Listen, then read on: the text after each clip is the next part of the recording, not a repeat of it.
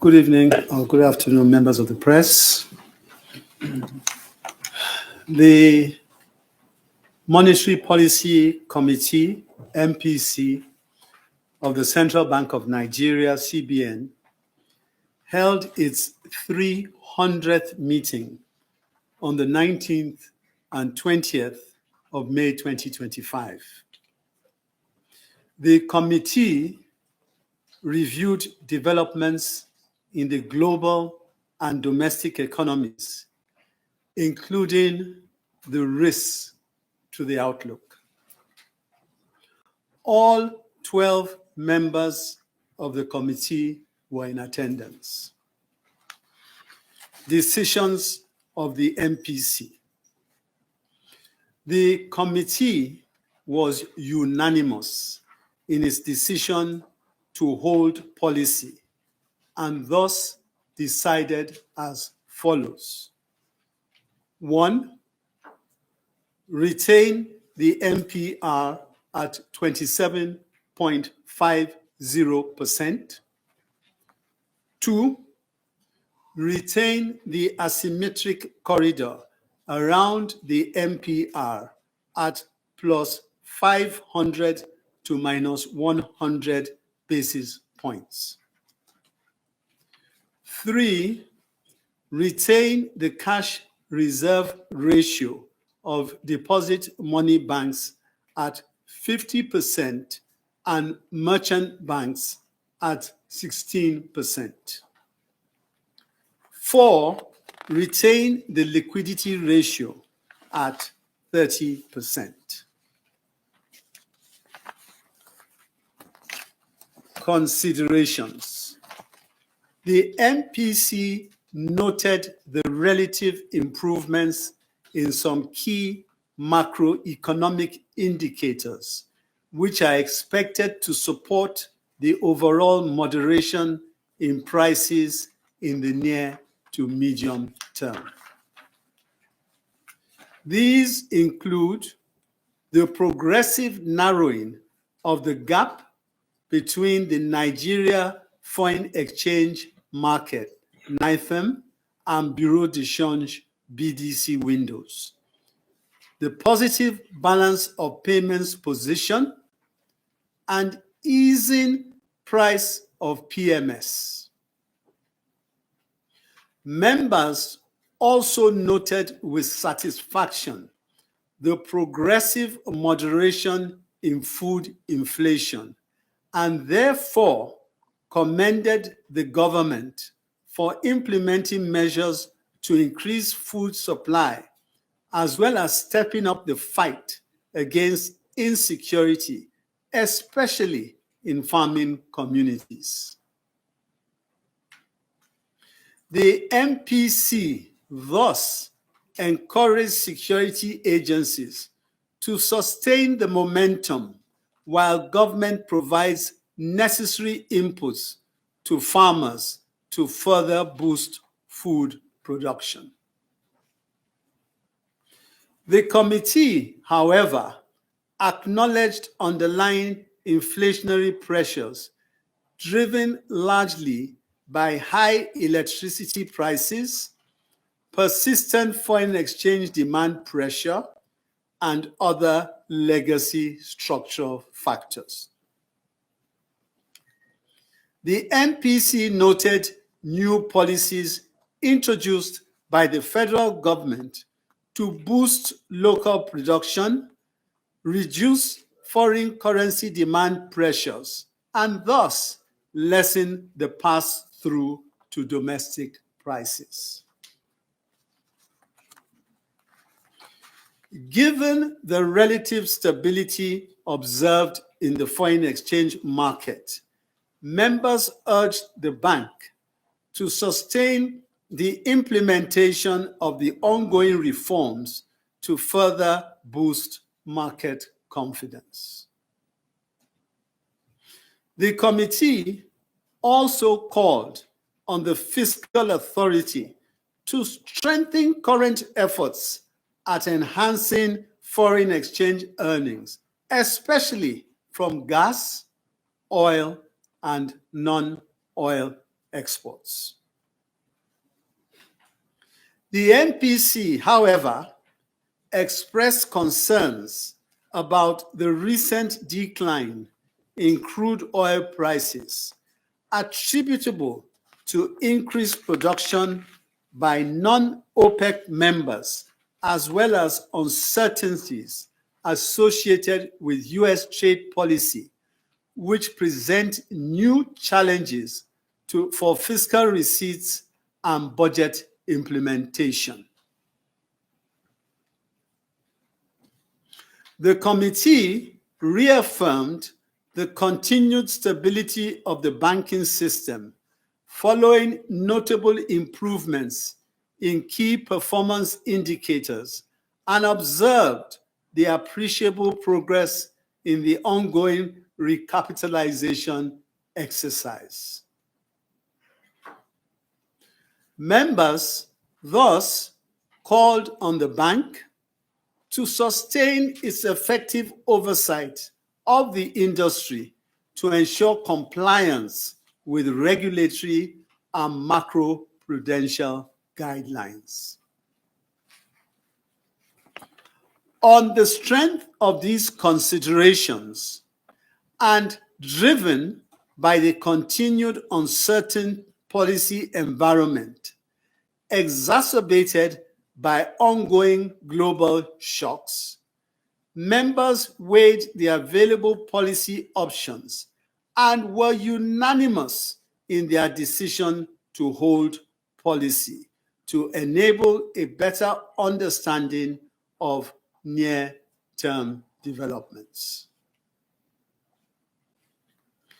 Members reaffirmed their commitment to prioritize policies targeted at anchoring inflation expectations and easing exchange rate pressure. Key developments in the domestic and global economies.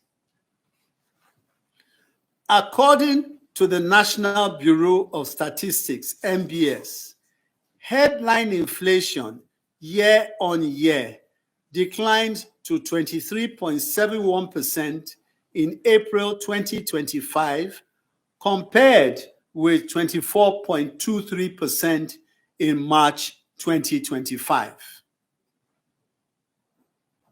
On a month-on-month basis, it also declined to 1.86% in April 2025 from 3.9% in the previous month. Both food and core components contributed to the decline in inflation in the period. Food inflation eased further to 21.26% in April 2025 from 21.79% in the previous period. Core inflation also declined to 23.39% in April 2025, compared with 24.43% in March. Real GDP year-on-year grew by 3.84% in the fourth quarter of 2024, compared with 3.46% in the preceding quarter.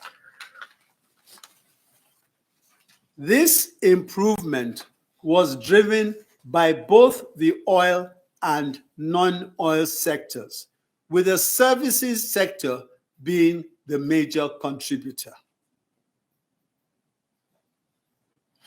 Gross external reserves increased by 2.85% to $38.90 billion as at 16th of May 2025, from $37.82 billion at end of March 2025. This represents an import cover of 7.6 months for goods and services. The balance of payments recorded a surplus of $1.10 billion in the fourth quarter of 2024, compared with $4.21 billion in the preceding quarter, on account of moderation in current account surplus. Although global output growth is expected to remain positive despite existing and emerging headwinds, the International Monetary Fund, IMF, downgraded its global growth forecast to 2.8% in 2025 and 3% in 2026, compared with 3.3% in 2024 due to the uncertain policy environment. Members were thus unanimous in their resolution to maintain close surveillance of developments in both the domestic and global environments to enable appropriate policy response to emerging shocks. The next meeting of the committee is scheduled to hold on the 21st and 22nd of July 2025. Thank you. Thank you very much, Mr. Governor, sir. That was communique number 157, presented by the chairman of the MPC and the governor of the Central Bank of Nigeria, Mr. Olayemi Kadisu. We now take some questions from members of the press. Please state your name, your details, and ask your question.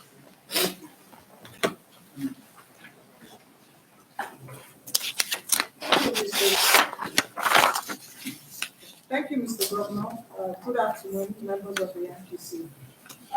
My question is around big players now starting to bet on Nigeria's macroeconomic comeback story.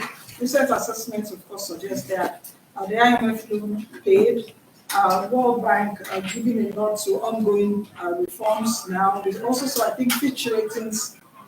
We also saw Fitch ratings just, I think, a few weeks ago, boosting Nigeria's outlook from stable to positive. On paper, things are looking up, but inflation keeps biting. We just got a report from NBS, I think was it on Monday or so, that inflation now is at 23.78%, still double digit from 24.23%. The real question actually is that if the numbers say we're on the right track, it still does not feel that we're on the right track for Nigerians. How do Nigerians interpret this into meaningful impacts? That is my question to you, Mr. Governor, because inflation is still rising, prices are still there. Nigerians are it's still hard for many of us living in the country. Thank you, Governor. Thank you very much, Nancy. First of all, let me make the comment that the Fitch upgrade is particularly important because it was coming at a time where there were global economic headwinds and shocks, and there was a lot of uncertainty. So it's important for us to realize that in spite of all that, there was a move by Fitch to upgrade. And I think that is a very, very positive signal. It's a very, very positive measure. Now, in terms of how this whole macroeconomic fundamentals are playing out, in spite of the fact, like you said, there have been positive endorsements from all kinds of bodies that make it a point of duty to observe and critique the moves that various countries are making to ensure they have stability in their economies. And your question basically is, well, that may seem positive, but how does that translate to getting the feeling that things are better? Now, I think it's important to say that investors, and let's face it, without investments, economies don't grow. Investors don't go to where there's instability. So I think that is the first thing to understand. On the journey, and this is a journey, investors don't go out to invest to lose money. They go out to invest because there's stability in an economy and they can plan. With that stability comes confidence. With confidence comes investment. And with investment comes growth and output. I think that's definitely the trajectory that you will find in all countries of the world. We obviously have been through a long period of instability. And I think that clearly what is being recognized is that the Nigerian economy is now stable and there's interest in those who want to invest to now invest. Clearly, the inflation numbers themselves speak for themselves, and we've discussed that here, I've mentioned that here, they speak for themselves. The overall trajectory is in the right direction. Not one particular aspect of managing the economy is a bullet that will solve all the problems. It isn't. It's a multiplicity of different endeavors. And that is why the combination of the efforts that are being made and are yielding results in terms of stability. And don't forget, the central bank is the custodian of stability in an economy. If you look at the exchange rate, for example, volatility has reduced from over 4% a year ago to less than half of 1% around now. So that's an indication of stability. And with the increasing collaboration between the fiscal and the monetary side, definitely the journey that we are going through will begin to yield greater results as time goes on. I have no doubt about that.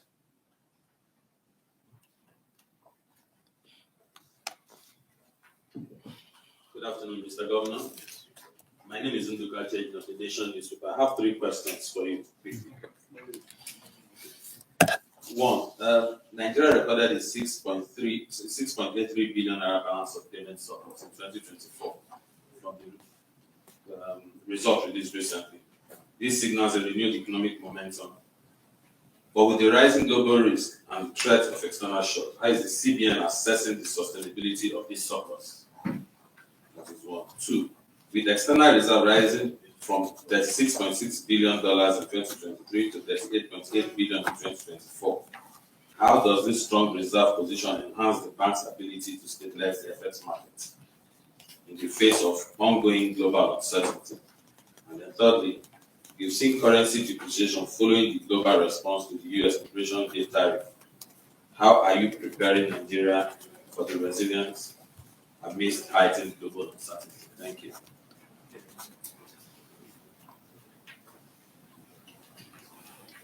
Thank you very much.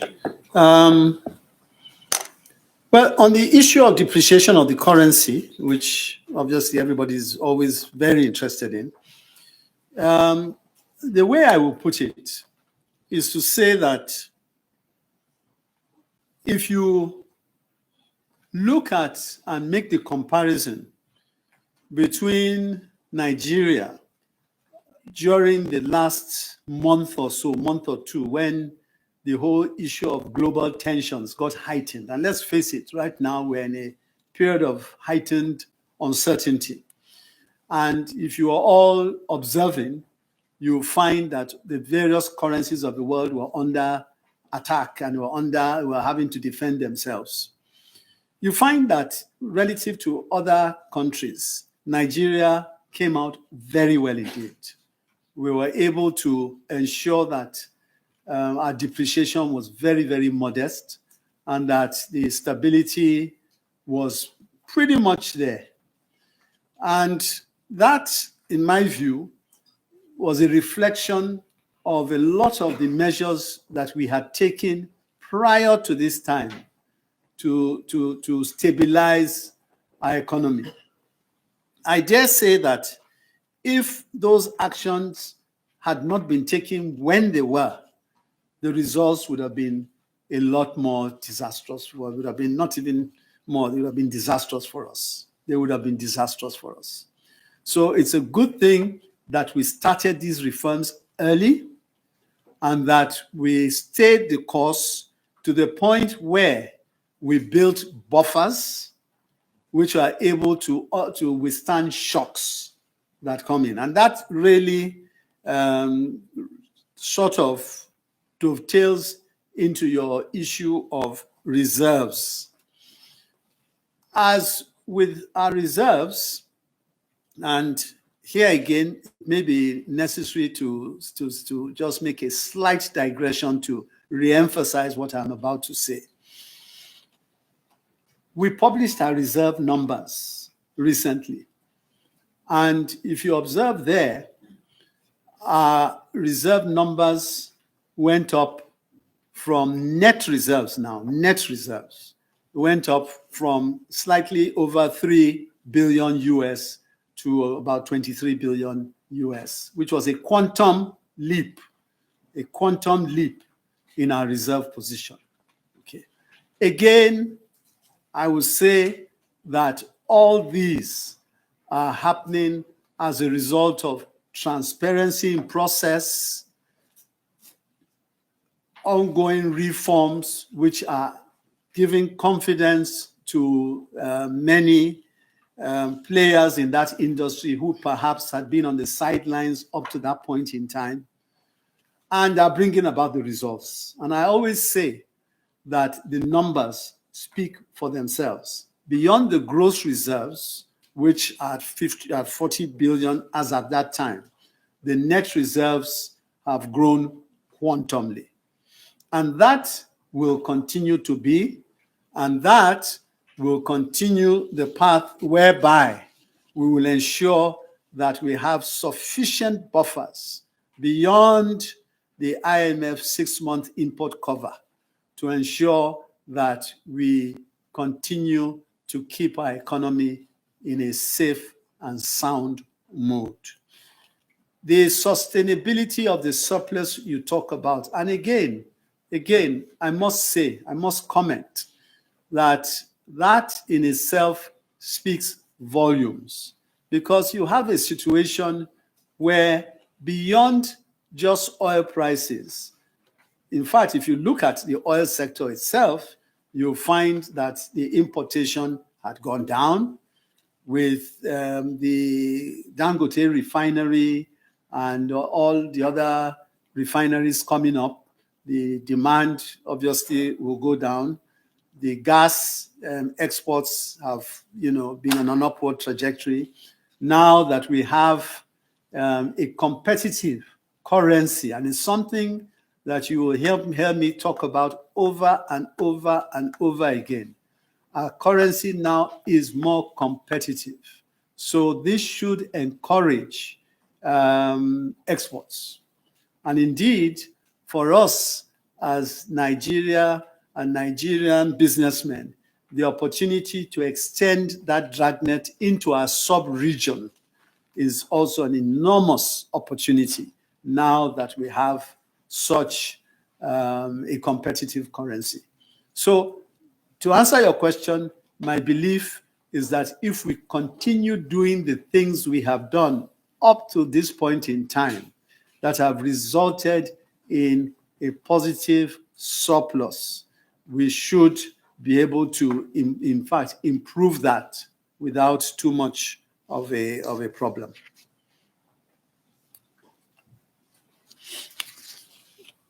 Mr. Governor, sir, members of the MPC, my name is Sarah Chino, Channels TV. Most recently, we saw you engage with Nigerians in the diaspora, as well as meeting with investors to see how they can invest in the country. And then most people have described this initiative as commendable. But the question is, how do you hope to sustain this momentum and then restore confidence, especially with a budget that's been described by many as unrealistic? And then the second question is, how can Nigerians and investors trust that the bank won't fall back into the same old habits that damaged credibility in the past? Thank you. Thank you very much, Channels. I won't only take your word for the fact that this happened, but Channels was very well represented at a couple of these fora. So thank you very much for that. Well, first and foremost, let me say that something I've constantly said and will repeat is the fact that we are, at the central bank, we are on a mission to restore confidence and build back trust. We're in a mission to restore confidence and build back trust. And we appreciate the fact that in this journey, we need all stakeholders to find that they are dealing with a central bank that will not disappoint. And that is the reason why some of the things we did and we have done up to this point in time, it may seem like nothing, but it's a big deal. For example, when we talk about publishing our net reserves figure and doing it, there's a reason why these things happen. People have to know that when the central bank says it is going to do something, it does it. We recognize that there's a need to rebuild our institution, the central bank. We recognize that. And I assure you that we are doing everything possible to ensure that that happens. It isn't something that will happen overnight. It's not possible. There are a lot of areas that we literally need to reset completely and start all over again. And we're doing so. But those things do take time. They do take time. But what I want to assure you is that we will be consistent as we have been over the past 18 months. And we believe that once we continue in that direction, we will be successful in building back the trust that has been so badly eroded over a period of time. I'm happy and pleased, I must say, that particularly in the international arena, and you mentioned it, both the IMF and World Bank meetings and the very successful outing that we had in the NASDAQ building in New York, the feedback from those particular engagements have been very positive. And I recall that there was the person that moderated one of these sessions was quoted as saying that they have been covering these activities in Nigeria for so many years. And this is the first time that they have seen so much interest in investors coming to Nigeria that it is no longer a question of should we be there. It is a question of when we will be there.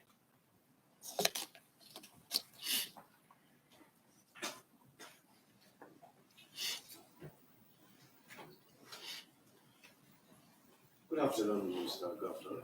Good afternoon, committee members. My name is Mustafa MT. Well, recently the central bank has announced major changes to documentation requirements for Pan-African payment system transactions in Nigeria. My question is, what prompted this decision, and what impact do you expect to have on cross-border border trade? Thank you very much, Musa. Let me first say that, because you said your question is one of your questions is what prompted this decision. And I want to say, for the avoidance of doubt, that this is something that has been long time coming. It should have come earlier. But in any case, be that as it may, it couldn't be coming at a better time. And the reason is as follows.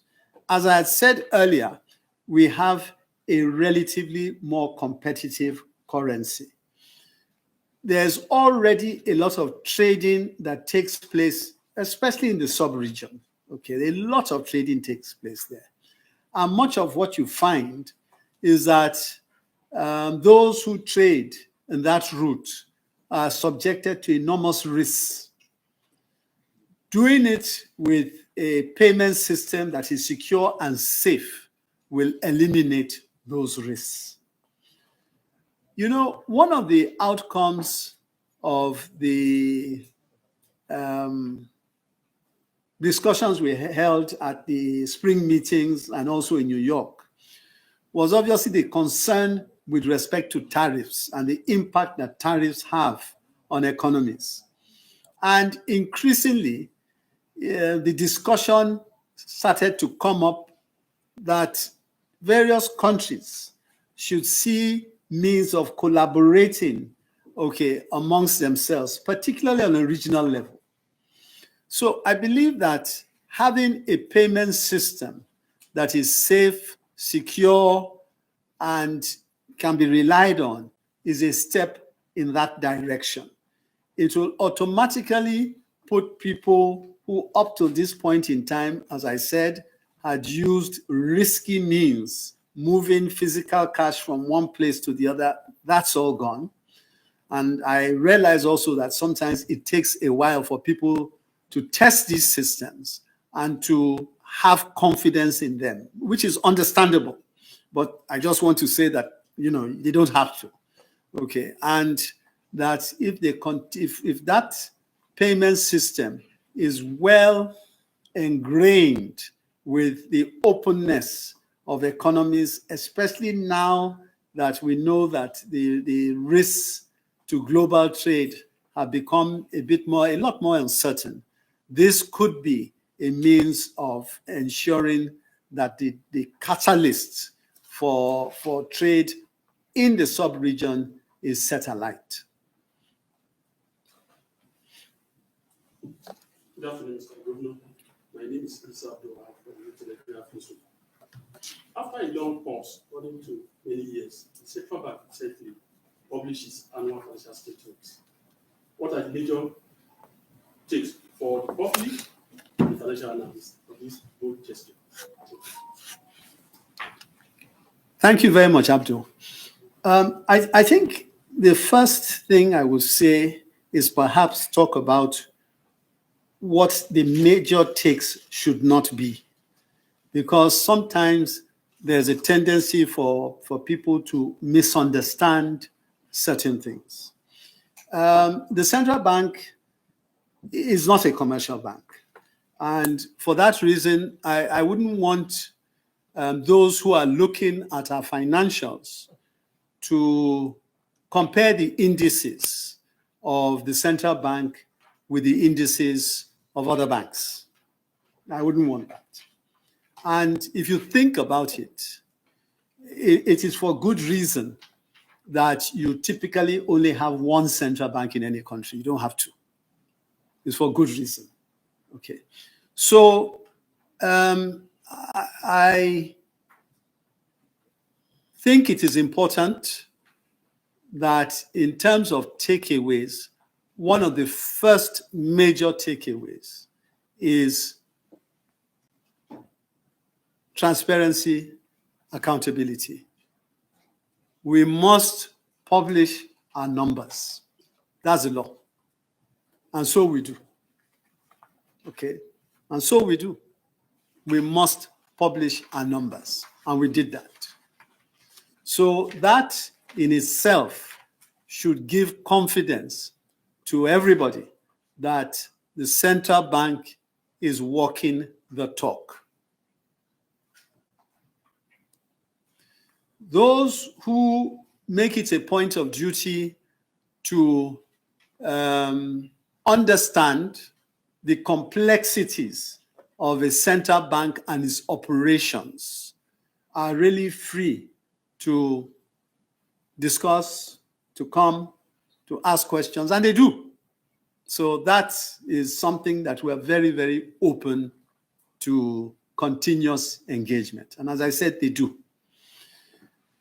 The other thing that is important takeaway is that this should help to validate certain things that we say during the course of the year.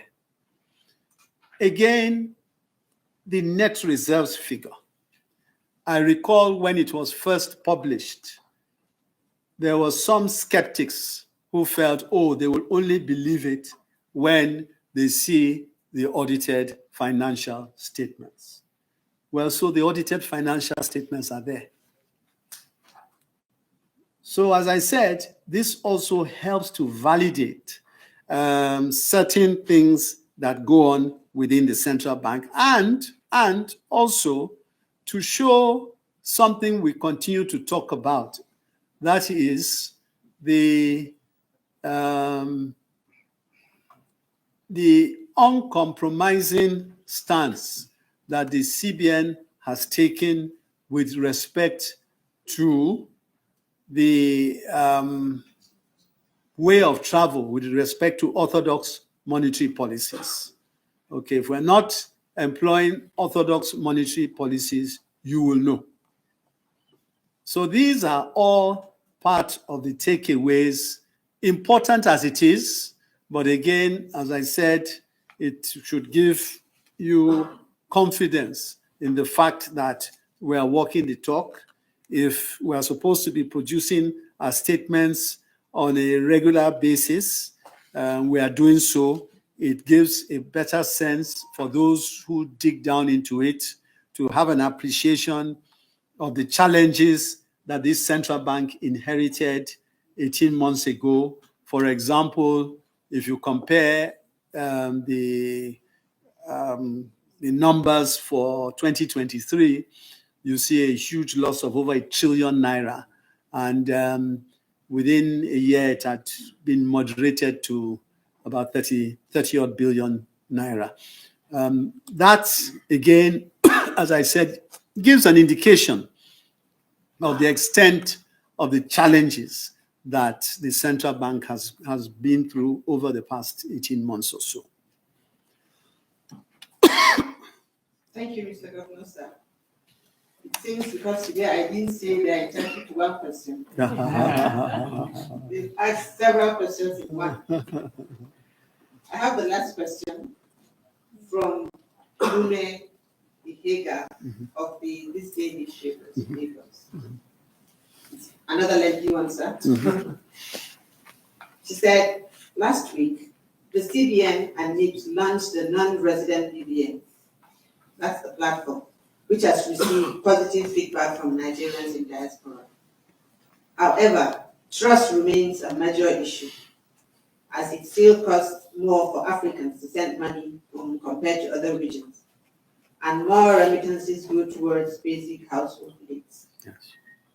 Meanwhile, other countries like India have built strong economies around remittances by offering attractive investment products and maintaining trust. Yes. How is the CBN planning to close this trust and product gap? Thank you, sir. Thank you very much. Thank you very much. First and foremost, yes, I agree. There is a trust deficit. I fully agree. And we need to understand where this trust deficit is coming from. Okay. Now, on average, 7% to repatriate money from overseas to Nigeria and to many emerging market economies. Clearly unacceptable. Totally unacceptable. And it is something that I was so concerned about that at the last spring meetings, I actually took it up with the president of the World Bank, and I solicited his cooperation and ideas as to how we can bring this down. One of the areas that is clear to me is what we are starting to do now, which is volume. It's a volume business, really. And I think we're heading in that direction. And I believe, honestly, for those of you who were not there, the recent bold step we have taken with the NRBVN is a game changer. It is really a game changer. It is something that the diasporans have been waiting for. And now that they are going to be able to transact their business from overseas relatively seamlessly, the opportunity for them to invest in the country of their birth is now limitless. And I think it couldn't be coming at a better time for them. It could not be coming at a better time for them. However, that does not bridge the trust deficit you refer to. I think fundamentally, there are certain things that do need to be done to ensure that that trust deficit is bridged. And top of the list, in my view, is KYC. We've got to be able to ensure that we have a strong and very robust system in place that screens those who are coming to use these facilities. And that, in conjunction with NIBS, has already started.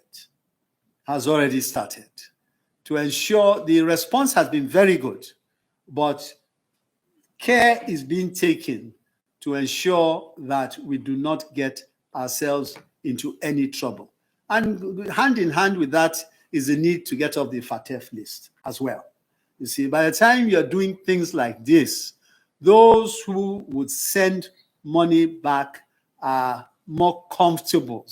They are more comfortable in embracing the products that are there. You also talk about the product gap. That, I'm happy to announce that we have carried the banking system along with us on this journey. When we decided to focus on the inward remittances, we started first and foremost by reaching out to the IMTOs. And that was a very successful endeavor. In addition to that, we moved on to those individual diasporans who are very successful in various endeavors all over the world. They are very successful all over the world. Reached out to them, understood what the issues were, understood what the bottlenecks were, and we went back, sharpened our pencils, got the banks involved with us. And some of you may remember that the previous meetings, annual meetings, we had an engagement where the banks were taken along with us in Houston, Texas. And that, again, was very successful, with the result that the banks are coming up with innovative products to encourage the diasporans out there. And in fairness to the banks, in fairness to them, many of them have wanted to do this for some time.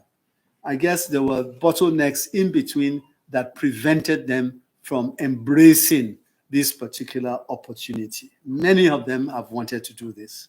So now that that has been cleared, they themselves are committed to ensuring that they can put out products that will suit the diaspora in the way they want. I want to close in saying something on this particular question you've asked. I want to close by saying something. Number one is that we have a target of $1 billion a month of getting inflows from that segment of $1 billion a month. It may seem like a tall order, but it isn't. And I remember when we first engaged on this discussion, people laughed and thought that nothing was possible. And we went from 200 odd to about 600 million US peaking at one point in time in the month. Okay, so this is the Nigerian spirit at work. There's nothing that will stop us from getting there and even exceeding that. At one point in time, you look at a particular segment where there was nothing, and then you wake up later and you will see so much that has come from pretty much being a bit creative and being conscientious in knowing that this is something that others have done, and you said it earlier there, Pakistan, India, other countries have done it. Why can't we? And then the other thing I want to say that I think is very important, and that is that this is a reflection of what can happen going forward when government gets out of the way and allows the private sector to move forward. And this is basically what we've done. We've acted as a catalyst. We have carried the private sector along with us. We've not said that this is the responsibility of the central bank. It isn't. In the beginning, perhaps we had a larger responsibility, or we took it upon ourselves, let me put it that way, to take a larger responsibility to make this happen. But now that we see the path and all the bottlenecks have been cleared, we have said to the banks, take this over and run with it. If there are any issues that come in the way, come back to us and we will make sure we take care of them for you. It is your job. You will be the ones to get the benefit of it. And of course, all Nigerians ultimately will be happier for it. Thank you. Thank you very much, Mr. Governor, sir. That brings us to the end of this press briefing. Thank you all for coming, and see you in July. Thank you. Thank you. Thank you very much. Thank you. Thank you. Thank you. Thank you. Appreciate it. And this one.